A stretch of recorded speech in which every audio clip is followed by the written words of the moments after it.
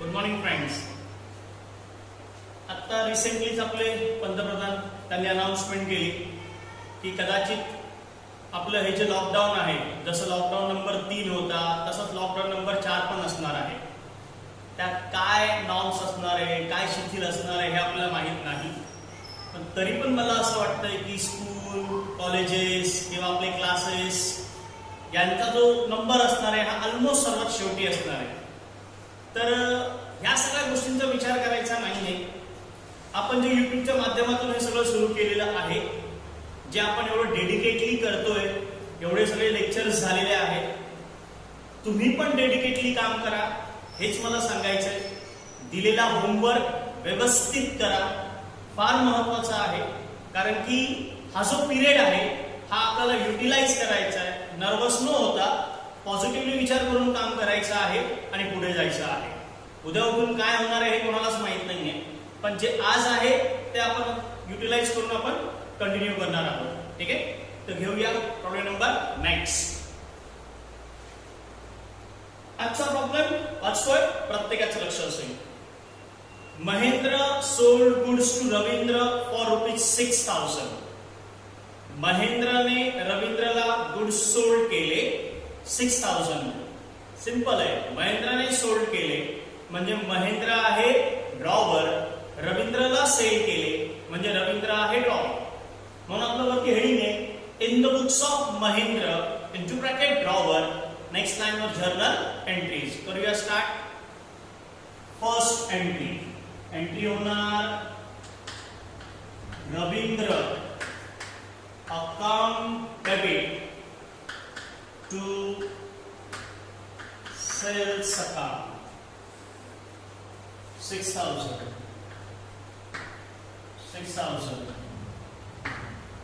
Narration number of time झालाय. being goods sold on credit. Next one, Ravindra accepted Mahendra's bill for the 6,000 payable after 3 months. तेच त्याच अमाऊंटचं bill draw केलं ज्याचा period आहे 3 months.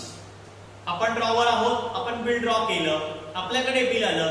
Simple entry होणार second bill receivable account debit to Ravindra account 6,000.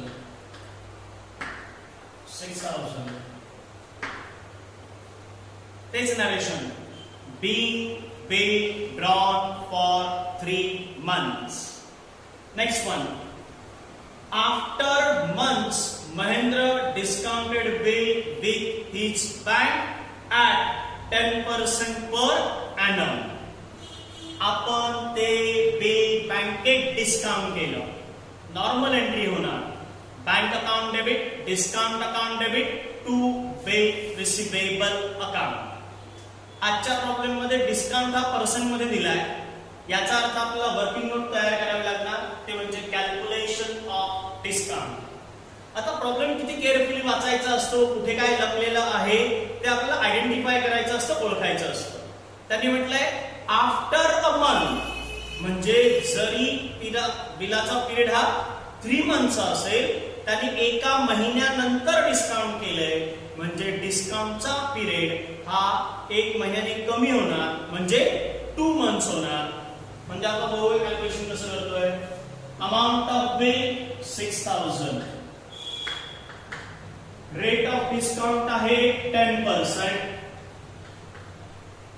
Period आहे 2 months. पुन्हा सांगतो 2 months का आले, जरी पिरियडचा पिरियड हा 3 months असेल तरी पिरियड आपण 2 months का घेतले, कारण की त्यांनी म्हटलंय after a month bill discounted into bank. 3 महिन्यांपैकी एका महिन्यानंतर बिल बँकेत डिस्काउंट केलं म्हणून ते पिरियड किती आला 2 months, 2 महिन्यांचा कालावधी आला. 0,0,0,0 1 is equal to 100. It means discount of ₹100. करूया नेक्स्ट एंट्री पास. एंट्री होणार bank account debit, discount account also debit to bill receivable account. इथे आहे 6000, इथे आहे 100, 5900. कॅरेक्शन पूर्ण तेच. Being billed discounted into bank for 2 months किंवा फक्त being billed discounted into bank. पुढे before due date of bill Ravindra dishonor his acceptance. त्यांनी काय म्हटलंय की ड्यू डेटच्या आधी बिल काय झालं, डिसऑनर झालं. आता डिस्काउंटेड बिल डिसऑनर झालं याचा अर्थ काय, पुन्हा तीच एंट्री होणार drawing account debit to holder account. Ravindra paid 3000 to Mahendra. आता पुढचं दिलेलं आहे तत्पूर्वी पहिले डिसऑनरची एंट्री पास करूया. डिसऑनरची एंट्री ड्रॉविंग. ड्रॉविंग कोण आहे, Ravindra account debit to bank account. Amount आहे 6000. Narration being discounted bill dishonor. Ravindra paid 3000 to Mahendra and accept a fresh bill for 3 months for balance including interest 8% per annum. Before maturity of bill, Ravindra become insolvent. Okay, आता ते नंतर बघूया.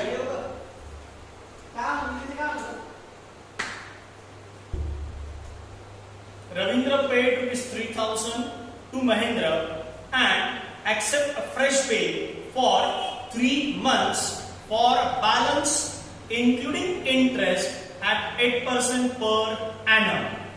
तेच आता पुन्हा calculation of new bill. He diagram तयार करायचा. Old bill 6000, out of that 3000 in cash, पुन्हा इथे 3000 न्यू बिल. आता आपल्याला इंटरेस्ट पण त्यांनी पर्सेंट मध्ये दिलाय, म्हणजे आपल्याला इंटरेस्ट पण कॅल्क्युलेट करावा लागणार आहे. इथे खाली working note number 3 calculation of interest. हे पण झालंय आपलं. इंटरेस्ट कॅल्क्युलेट करताना 3 फॅक्टर्स गरजेचे असतात. एक तर म्हणजे amount of new bill. Amount of new bill आहे 3000. त्यानंतर रेट ऑफ इंटरेस्ट. प्रॉब्लेम मध्ये रेट ऑफ इंटरेस्ट दिलाय 8% आणि new bill period. New bill period दिलाय 3 months. बघा 0 0 0 0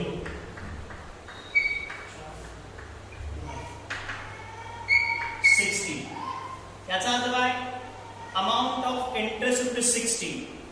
आता आहे ना खूप साऱ्या स्टुडंटचं कन्फ्युजन कुठे असतं की इंटरेस्टची जी ही 60 अमाउंट आहे ना ही कशामध्ये इन्क्लुडेड आहे, कॅश मध्ये इन्क्लुडेड आहे का न्यू बिल मध्ये इन्क्लुडेड आहे. मी याआधी पण सांगितलं होतं की हे वाक्य चुकलं तर तुमच्या याच्या पुढच्या सगळ्या एंट्रीज चुकणार आहे. त्याच्यामुळे प्रत्येकाने व्यवस्थित तो प्रॉब्लेम वाचायचा आहे, बघायचा आहे की कशामध्ये इंटरेस्ट आहे, कॅश मध्ये आहे की न्यू बिल मध्ये आहे. पुन्हा वाचतोय बघा. Ravindra paid 3000 to Mahendra and accept a fresh bill. म्हणजे आता कॅश मध्ये नाहीये बघा. Bill for 3 months for balance including interest. For balance including interest. याचा अर्थ ह्या प्रॉब्लेम मध्ये इंटरेस्ट हा न्यू बिल मध्ये इन्क्लुडेड आहे. न्यू बिल मध्ये इन्क्लुडेड आहे म्हणजे इथे येणार आपले 60 इंटरेस्ट. म्हणजे हे आले 3000 60. ओके, लक्ष व्यवस्थित. आता नेक्स्ट वन, एकदा की डिसऑनरची एंट्री पास केली की फर्स्ट एंट्री असते ती म्हणजे इंटरेस्ट रिसिवेबल. आपल्याला इंटरेस्ट मिळणार आहे, कोणाकडनं मिळणार आहे? ड्रॉवी कडनं मिळणार आहे. एंट्री काय होणार? Drawee account debit to interest account. Drawee आहे Ravindra account debit to interest account. काय अमाउंट असेल फक्त 60. कॅश नसेल, बिंग इंटरेस्ट रिसिवेबल. आता इंटरेस्टची एंट्री पास केल्यानंतर आपण एंट्री पास करणार आहोत ती म्हणजे part payment received. Part payment received number 6, cash account debit to Ravindra account. Amount आहे 3000. नरेशन काय असणार? Being part payment received. आपल्याला पार्ट पेमेंट मिळालं. त्यानंतर न्यू बिल ड्रॉनची एंट्री असणार. बिल जरी नवीन असेल एंट्री मात्र सेम होणार. एंट्री सेम होणार. Entry number 7. एंट्री होणार bill receivable account debit to Ravindra account. Amount वर मात्र व्यवस्थित कॉन्सन्ट्रेट करायचंय. That is 3060.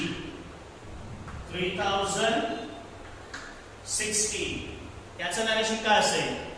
being new bill drawn for 3 months including interest. Naveen bill draw केलं काय ऍड करून? इंटरेस्ट ऍड करून. नेक्स्ट वाचतोय पुढे काय सांगता बघा. Before the maturity of bill Ravindra become insolvent. Before maturity of bill, Ravindra become insolvent. म्हणजे या दुसऱ्या बिलाच्या ड्यू डेटच्या आधी रवींद्र इन्सॉल्वंट झाला. लास्ट प्रॉब्लेम मध्ये बँकरप्ट शब्द होता. मी सांगितलं होतं बँकरप्ट इट्स नथिंग बट इन्सॉल्वंट. आज इन्सॉल्वंटच दिलेलं आहे. इन्सॉल्वंट. And 50 paisa in a rupee were received from Ravindra as first and final dividend from his estate. Last lecture मध्ये एक्सप्लेन केलं होतं, पुन्हा एक्सप्लेन करतो. जेव्हा ड्रॉवी इन्सॉल्वंट होतो तेव्हा कंपल्सरी 2 एंट्रीज पास केल्या जातात. पहिली एंट्री बिल डिसऑनर, दुसरी एंट्री पार्ट पेमेंट रिसीव्ड. आता आपल्याला पहिली एंट्री पास करायची आहे ती म्हणजेच काय की बिल डिसऑनर झालं. बिल डिसऑनर झालं बघा. आता बिल डिसऑनर एंट्री नंबर 1. आता ड्रॉवी रिस्पॉन्सिबल आहे म्हणून एंट्री होणार Ravindra account debit to bill receivable account. स्वतःकडे असलेलं बिल डिसऑनर झालं.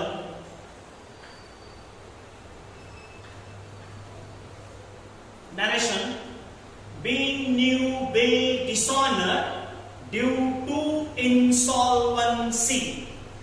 आणि सेकंड एंट्री होणार पार्ट पेमेंट रिसीव्ड.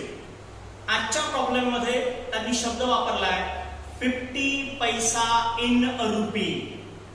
50 पैसा इन अ रुपी. 50 पैसा लास्ट प्रॉब्लेम मध्ये एक्सप्लेन केलं की 20 पैसा, 50 पैसा, 75 पैसा. इट्स पैसा, it's nothing but a percent. म्हणजे आजच्या प्रॉब्लेम मध्ये 50% अमाउंट रिकवर्ड झाली. 50% अमाउंट रिकवर्ड झाली. माझा अमाउंट रिकवर्ड झाली. एंट्री होणार कॅश अकाउंट डेबिट, पैसे बुडाले, bad debts account debit to Ravindra account. Ravindra account बिलाची अमाउंट आहे 3060. हा 1530. 1530 मिळाले, 1530 बुडाले. Narration being only 50% amount recovered due to insolvency. 50% amount मिळाली इन्सॉल्वन्सी मुळे. आणि सरते शेवटी आपले डबल अंडरलाईन म्हणजे दुसरं काही नसून काय टोटल. ओके, आजचा प्रॉब्लेम आणि लास्ट प्रॉब्लेम घेतलेला ऑलमोस्ट सेम आहे. लास्ट प्रॉब्लेम मध्ये कॅल्क्युलेशन रेडीमेड होतंय. लोटिंग चार्जेस म्हणा, डिस्काउंट म्हणा, इंटरेस्ट. पण इथे काय केलं आपण, प्रत्येक कॅल्क्युलेट केलं. ठीक आहे. ओके, थांबूया. थँक्यू.